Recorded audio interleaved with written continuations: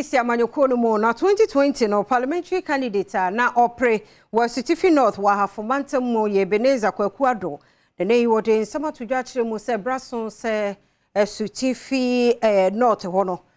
NDC amanyokonu timiji tumi no efri wono MPP fo no ensem na ne nyina gina se campaign yemu no ne mahodo a wo mu hia de beye adwuma ne ya na etomu sininti national executives no also omo ema no ye wa sudie se be ya 2024 enkonimdie betimi aye wondia Kwaku Adom eye kanema shebedwani anu wogina ma wonom a wo Asutifi North ya wo hwe ne mu kwan se esi ahenefo beto aba ma no wasenya saa kwanya ne biom na wodi atudwa se esane se wonom national headquarters no wo ma wonom akade ebeboa ma wonom nto abo atumi akoyie enti na be mfie aduonu 9 nie no wontumi enya saa kwanya no nanso wodi atudwa se sesei amanyoko na chitaifo nyina aye krado se wonom be ye adwumaden na watumi age saa emahye akwanya no. That's no opposition. We need a 24th year in opposition. Abribia no, you can't a boom, a power battle, no moon, a candy ayana yikiano, and none at etosi. And indeed, Mofidi Aya with the Kasee and may first on Amelia Company for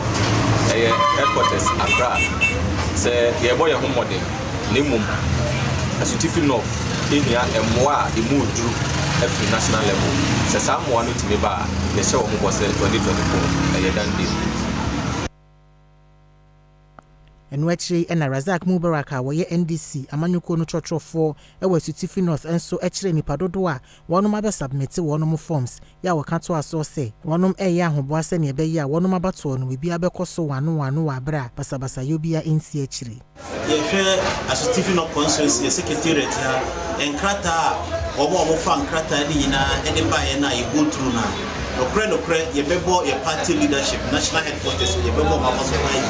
esan say ye computerizing bibia into call internet computer so na wo krata wo bibia wia na call rounds now my endorsement no omo de krata no ba ye hwe mu no so no omo di party principle and guidelines no so pepe ubia oba ye no ye nya ufunso bia on krata